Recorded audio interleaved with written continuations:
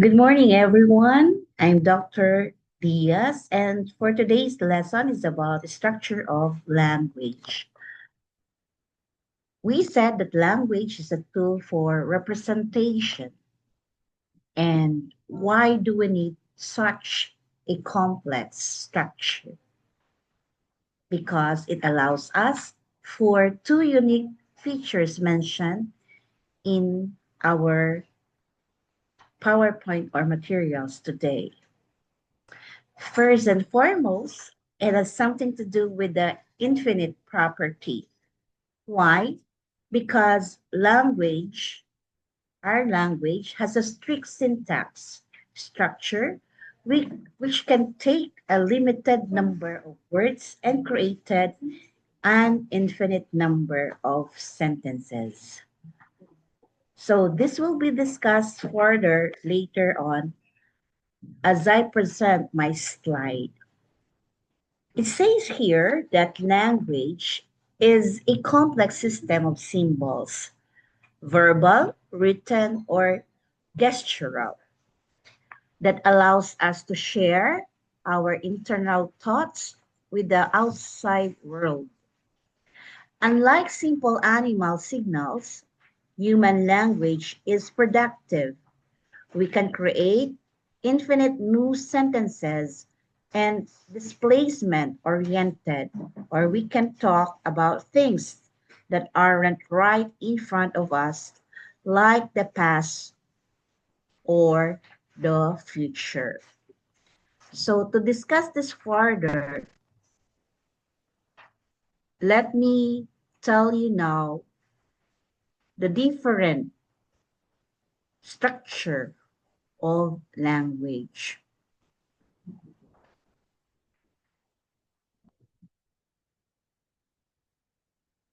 Okay. So first one here is phonology. So under phonology, we're talking about the sound system. So what is this? This is the most basic level of language, and it deals with phonemes, which are the smallest units of sound that can change the meaning of a word. Example of this is that the sounds p, p, and b are different phonemes because changing pat to bat changes the meaning. So take note under this phonology, proper pronunciation and intonation are key to oral communication.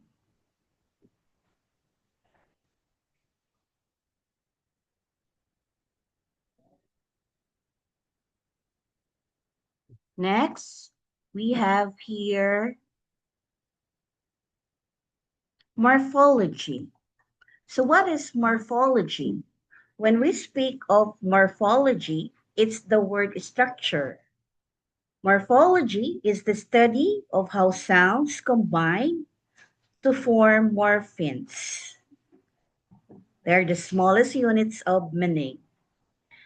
Take note under this, we have free morphemes, wherein words that can stand alone, examples of which are house and run.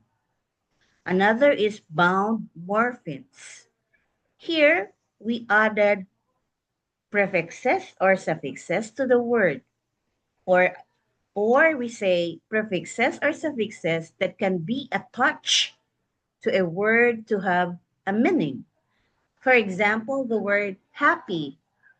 We will be adding an, which is a prefix to the word happy, so it will become unhappy. So this allows for the productivity of language, letting us create new words like blogging or repost. Another structure is what we call syntax. Syntax is the sentence structure. So how are we going to define this syntax? When we speak of syntax, it refers to the rules or what we call grammar that govern how words are arranged to form phrases and sentences. In English class, we usually follows a kind of pattern such as subject verb, object, or subject verb direct object, example of which for the subject verb object or what we call SVO pattern, the student passed the exam. Here, student is our subject.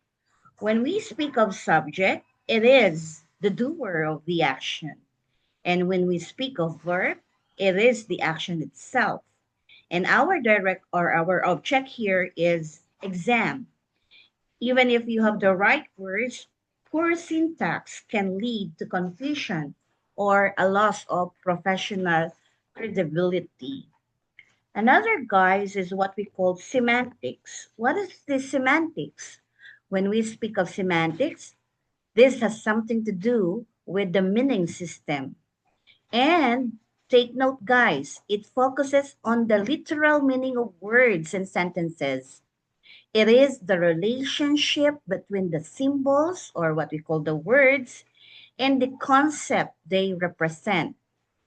Take note, since it has something to do with the meaning, okay, we get meaning of words from dictionary, right? So we call it as denotation. So the literal dictionary definition of a word is what we call denotation.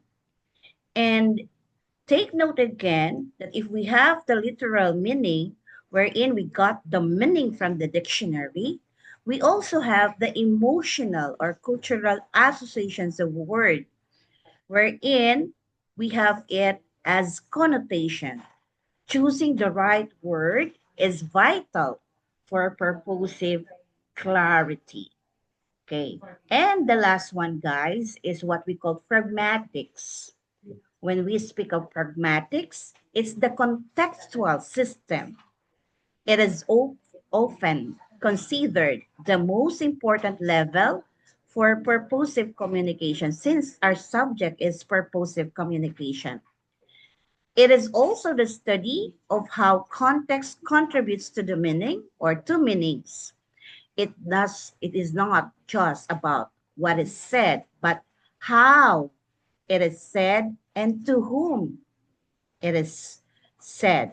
Example, class, if a professor says, it's getting late, what comes to your mind with this phrase or with this sentence? It's getting late. Isn't it that you're thinking about time? So because it states time. So therefore, that's semantics, but they are pragmatically implying if we have another kind of sentence just like this, it's time to end the class. Okay, therefore, this sentence is no longer semantics, but it becomes pragmatics. I hope you were able to see the difference between semantics and pragmatics. Okay, class?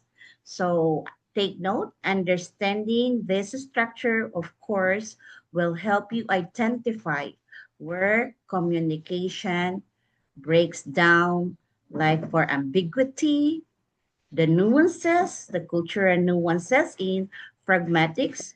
When we say ambiguity, usually we could see this sometimes in the syntax, which allows us for two meanings. Okay, so that's it, guys. Again, good morning.